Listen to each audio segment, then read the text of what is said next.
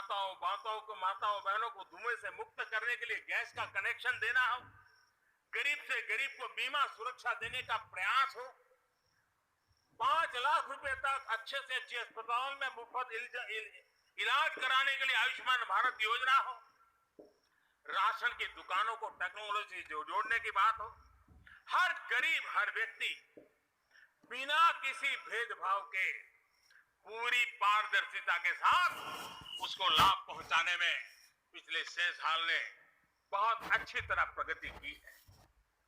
Corona के संकट में भी इन व्यवस्थाओं में बहुत मदद मिली है।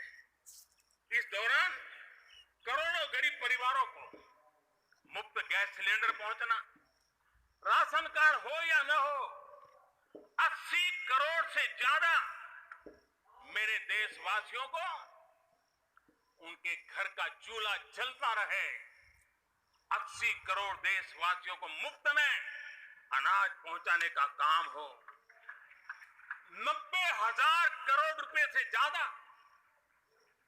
सीधे बैंक खाते में पैसे ट्रांसफर हो। कुछ वर्ष पहले तो सोच भी नहीं सकते, कल्पना ही नहीं कर सकते थे कि दिल्ली 1 रुपया निकले और 100 के 100 पैसे गरीब के खाते में जमा हो जाए। ये पहले कभी सोचा भी नहीं जा सकता है। अपने ही गांव में रोजगार के लिए गरीब कल्याण रोजगार अभियान शुरू किया गया है। श्रमिक साथी खुद को रिस्किल करे, अपस्किल करे, इस पर विश्वास करते हुए, श्रम शक्ति पे भरोसा करते हुए, गांव के संसाधनों पर भरोसा करते हुए हम वोकल फॉर लोकल को बल देते हुए रीस्किल अपस्किल के द्वारा हम हमारे देश की श्रम शक्ति को, हमारे गरीबों को एम्पावर करने की दिशा में हम काम कर रहे हैं। शहर में हमारे जो श्रमिक हैं, क्योंकि आर्थिक गतिविधि का केंद्र शहर है, गांव से लोग दूर दूर से शहरों में आते हैं। स्ट्रीट वेंडर्स हो, रेडी पट्टी वाले लोग हो, आज बैंकों से उनको सीधा पैसा देने की योजना चल रही है। लाखों लोगों ने इतने कम समय में कोरोना के कालखंड में इसका फायदा उठाया है। अब उनको कहीं से ज्यादा ब्याज से खानगी स्तर पर पैसे लेने की जरूरत नहीं पड़ेगी, बैंक से वो अधिकार से अपने पैसे ले पाएगा। उसी प्रकार से जब शहर में हमारे श्रमिक आते हैं, उनको रहने की अगर अच्छी सुविधा मिल जाए तो उनकी कार्य क्षमता में भी बहुत बढ़ोतरी होती है। और इसी बात को ध्यान में रखते हुए शहर के अंदर उनके लिए हमने आवास की व्यवस्था की एक बहुत बड़ी योजना बनाई है, ताकि शहर के अंदर जब श्रमिक आएगा वो अपने काम के लिए मुक्त मन से पूरे विश्वास के साथ आगे बढ़ पड़ेंगे। मेरे प्यारे देशवासियों, ये भी सही है कि विकास की इस यात्रा में भी हमने देखा है जैसे जीवन में कुछ तबके पीछे रह जाते हैं, गरीबी से बाहर निकल नहीं पाते, वैसे राष्ट्र जीवन में भी कुछ क्षेत्र होते हैं, कुछ भूभाग होते हैं, कुछ इलाके होते हैं जो पीछे रह जाते हैं। आत्मनिर्भर भारत बनाने के लिए हमारे लिए संतुलित विकास बहुत आवश्यक है और हमने 110 से ज्यादा आकांक्षी जिले आइडेंटिफाई किए हैं। उन 110 जिले जो एवरेज से भी पीछे हैं, उनको राज्य की और राष्ट्र की एवरेज तक ले आना है। सभी पैरामीटर में लेता है। वहां के लोगों को बेहतर शिक्षा मिले, वहां के लोगों को बेहतर स्वास्थ्य सुविधाएं मिले, वहां के लोगों को रोजगार के स्थानीय अवसर पैदा हो। और उसके लिए लगातार हमने इन 110 जिले जो हमारी विकास यात्रा में कहीं पीछे छूट गए हैं, उनको आगे ले जाने के लिए प्रयास कर रहे हैं। मेरे प्यारे देशवासियों, आत्मनिर्भर भारत की अहम प्राथमिकता आत्मनिर्भर कृषि और आत्मनिर्भर किसान, और इसको हम कभी भी नजरअंदाज नहीं कर सकते। किसान को पिछले दिनों हमने देखा है, एक के बाद एक रिफॉर्म आजादी के इतने सालों के बाद किए गए हैं। किसान को तमाम बंधनों से मुक्त करना हो, वो काम हमने कर दिया है। आप सोच नहीं सकते होंगे, हमारे देश में आप अगर साबुन बनाते हैं हिंदुस्तान के कोने में जाके साबुन बेच सकते हैं। आप अगर कपड़ा बनाते हैं तो हिंदुस्तान के किसी कोने में जाके कपड़ा बेच सकते हैं। आप चीनी बनाए, आप चीनी बेच सकते हैं।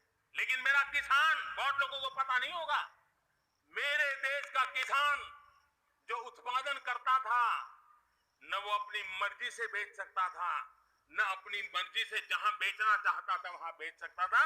उसके लिए जो दायरा तय किया था वहीं बेचना पड़ता था। उस सारे बंधनों को हमने खत्म कर दिया है। अब हिंदुस्तान का किसान उस आजादी की सांस को ले पाएगा ताकि वो हिंदुस्तान के किसी में भी, दुनिया के किसी भी कोने में अपना माल बेचना चाहता है, वो अपने टर्म्स पर बेच पाएगा।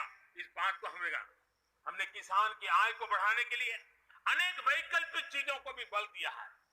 उसके किसानी में इनपुट कॉस्ट कैसे कम हो, सोलार पंप, उसको डीजल पंप से मुक्ति कैसे दिलाते, अन्नदाता ऊर्जादाता कैसे बने, मधुमक्खी पालन हो, फिशरीज हो, पोल्ट्री हो, ऐसे अनेक चीजें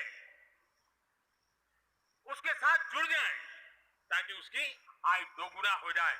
उस दिशा में हम लगातार काम कर रहे हैं। आज समय की मांग है हमारा कृषि क्षेत्र आधुनिक बने, मूल्य वृद्धि हो, वैल्यू एडिशन हो, फूड प्रोसेसिंग हो, पैकेजिंग की व्यवस्था हो, उसको संभालने की व्यवस्था हो, और इसलिए अच्छे इंफ्रास्ट्रक्चर की जरूरत है। आपने देखा होगा इस कोरोना कालखंड में ही पिछले दिनों 1 लाख करोड़ रुपया एग्रीकल्चर इंफ्रास्ट्रक्चर के लिए भारत की सरकार ने आवंटित किए हैं, और इंफ्रास्ट्रक्चर जो किसानों की भलाई के लिए होगा, और इसके कारण किसान अपना मूल्य भी प्राप्त कर सकेगा, दुनिया के बाजार में बेच भी पाएगा, विश्व बाजार में उसकी पहुंच बढ़ेगी। आज हमने ग्रामीण उद्योगों को मजबूत करने की जरूरत है। ग्रामीण क्षेत्रों में विशिष्ट प्रकार से आर्थिक क्लस्टर बनाने जाएंगे। कृषि और गैर कृषि उद्योगों को गांव के अंदर एक जाल बनाई जाएगी, और उसके कारण उसके साथ साथ किसानों के लिए जो नई एफपीओ हमने बनाने का, किसान उत्पादक संघ बनाने का जो हमने कोशिश की है, वो अपने आप में एक बहुत बड़ा इकोनॉमिकल एम्पावरमेंट का काम करेगा। भाइयों बहनों, मैंने पिछली बार यहां पर जल जीवन मिशन की घोषणा की थी। आज उसको 1 साल हो रहा है। मैं आज गर्व से कह सकता हूं कि जो हमने सपना लिया है कि पीने का शुद्ध जल, नल से जल हमारे देशवासियों को मिलना चाहिए, स्वास्थ्य की समस्याओं का समाधान भी शुद्ध पीने के जल से जुड़ा हुआ होता है, अर्थव्यवस्था में भी उसका बहुत बड़ा योगदान होता है, और उसको लेकर के जल जीवन मिशन शुरू किया। आज मुझे संतोष है कि प्रतिदिन हम 1 लाख से ज्यादा घरों में, हर दिन 1 लाख से ज्यादा घरों में जल पहुंचा रहे हैं, पाइप से जल पहुंचा रहे हैं, और पिछले 1 साल में 2 करोड़ परिवारों तक हम जल पहुंचाने में यशस्वी हुए हैं। और विशेष करके जंगलों में दूर दूर रहने वाले हमारे आदिवासियों के घरों तक ये पहुंचाने का काम, बड़ा अभियान चला है। और मुझे खुशी है कि आज जल जीवन मिशन ने देश में एक तंदुरुस्त स्पर्धा का माहौल बनाया है। जिले जिले के बीच में तंदुरुस्त स्पर्धा हो रही है, नगर नगर के बीच में तंदुरुस्त स्पर्धा हो रही है, राज्य राज्य के बीच में तंदुरुस्त स्पर्धा हो रही है। हर किसी को लग रहा है कि प्रधानमंत्री का जल जीवन मिशन का जो सपना है, उसको हम जल्दी से जल्दी अपने क्षेत्र में पूरा करेंगे। कोऑपरेटिव कॉम्पिटिटिव फेडरलिज्म को एक नई ताकत इस जल जीवन मिशन के साथ जुड़ गई है, और उसके साथ भी हम आगे बढ़ रहे हैं। मेरे प्यारे देशवासियों, चाहे हमारा कृषि का क्षेत्र हो, चाहे हमारे लघु उद्योगों का क्षेत्र हो, चाहे हमारे नौकरी पेशा करने वाले समाज के लोग हो, ये करीब करीब सभी लोग एक प्रकार से भारत का मध्यम वर्गीय बहुत बड़ा संपुट है। और मध्यम वर्ग से निकले हुए प्रोफेशनल्स आज दुनिया में अपना डंका जमा रहे हैं। मध्यम वर्ग से निकले हुए हमारे डॉक्टर, इंजीनियर, वकील, साइंटिस्ट, सबको दुनिया के अंदर अपना नाम, अपना डंडा जमा रहे हैं। और इसलिए ये बात तय है कि मध्यम वर्ग को जितने अवसर मिलते हैं वो अनेक गुना ताकत के साथ उभर करके आते हैं। और इसलिए मध्यम वर्ग को सरकारी दखल अंदाजी से मुक्ति चाहिए। मध्यम वर्ग को अनेक विध नए अवसर, इंटरनेट की बात हो, चाहे सस्ते स्मार्टफोन की बात हो, या उड़ान के तहत हवाई जहाज की टिकटें बहुत मिनिमम हो जाने की बात हो, या हमारे हाईवे हो, इंफॉर्मेशन बेज हो, ये सारी चीजें मध्यम वर्ग की ताकत को बढ़ाने वाली है। आज आपने देखा होगा, मध्यम वर्ग में जो गरीबी से बाहर निकला है, उसका पहला सपना होता है अपना घर होना चाहिए, वो एक बराबरी की जिंदगी जाना चाहता है। देश में बहुत बड़ा काम हमने ईएमआई के क्षेत्र में किया और उसके कारण होम लोन सस्ते हुए, और जब एक घर के लिए लोन लेता है तो लोन पूरी करते करते करीब 6 लाख रुपया जो उसके छूट मिल जाती है।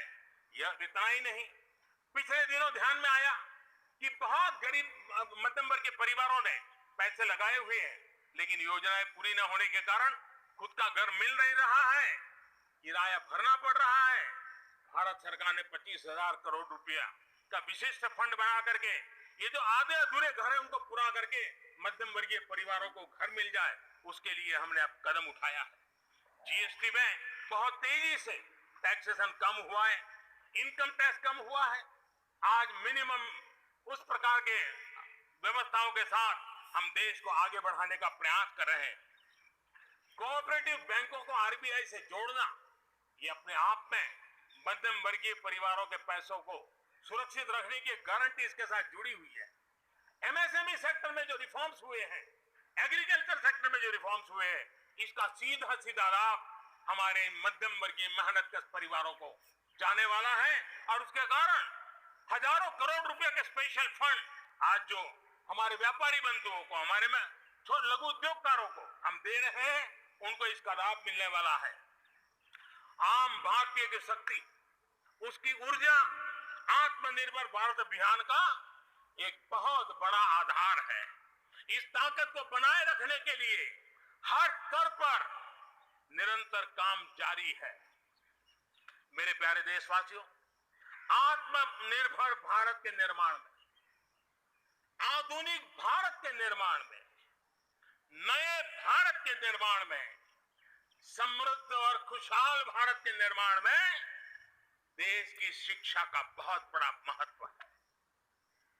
इसी सोच के साथ देश को 3 दशक के बाद नई राष्ट्रीय शिक्षा नीति देने में हम आज यशस्वी हुए हैं, और हिंदुस्तान के हर कोने में इसकी स्वागत के समाचार एक नई ऊर्जा, नए विश्वास दे रहे हैं।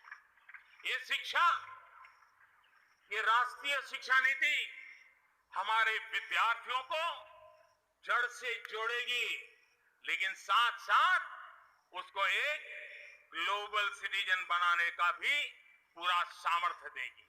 वो जड़ों से जुड़ा होगा, लेकिन उसका सर आसमान की ऊंचाइयों को छूता होगा। आज आपने देखा होगा, राष्ट्रीय शिक्षा नीति में एक विशेष बल दिया गया है नेशनल रिसर्च फाउंडेशन का, क्योंकि देश को प्रगति करने के लिए इनोवेशन बहुत आवश्यक होता है।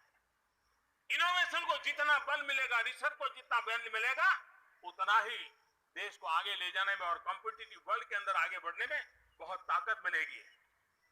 आपने सोचा होगा, क्या कभी इतना तेजी से गांव तक ऑनलाइन क्लासेस का इतना माहौल बन जाएगा? कभी कभी आफत में भी कुछ ऐसी चीजें उभर करके आ जाती है, नई ताकत दे देती है।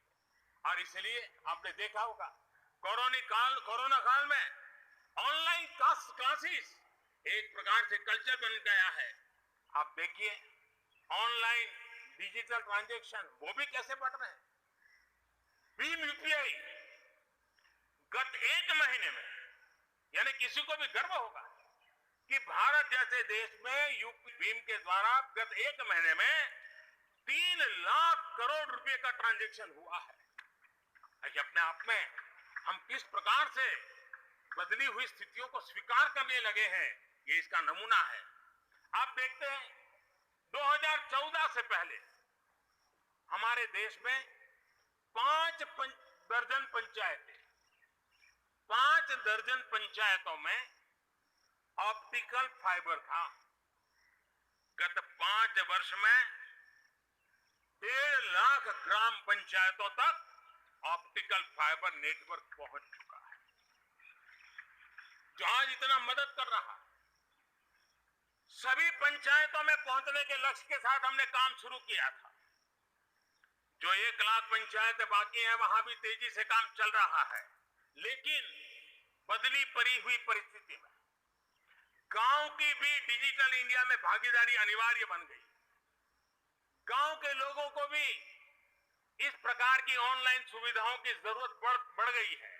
इसको ध्यान में रखते हुए पहले जो हमने कार्यक्रम बनाया था, हर पंचायत तक पहले पहुंचेंगे, लेकिन आज मैं आपसे बताना चाहूंगा कि अब हमने तय किया है कि सभी 6 लाख से ज्यादा जो हमारे गांव है, उन सभी गांवों में ऑप्टिकल फाइबर नेटवर्क पहुंचाया जाएगा। जरूरत बदली है तो हमने प्रायोरिटी भी बदली है। 6 लाख से अधिक गांवों में हजारों लाखों किलोमीटर ऑप्टिकल फाइबर का काम चलाया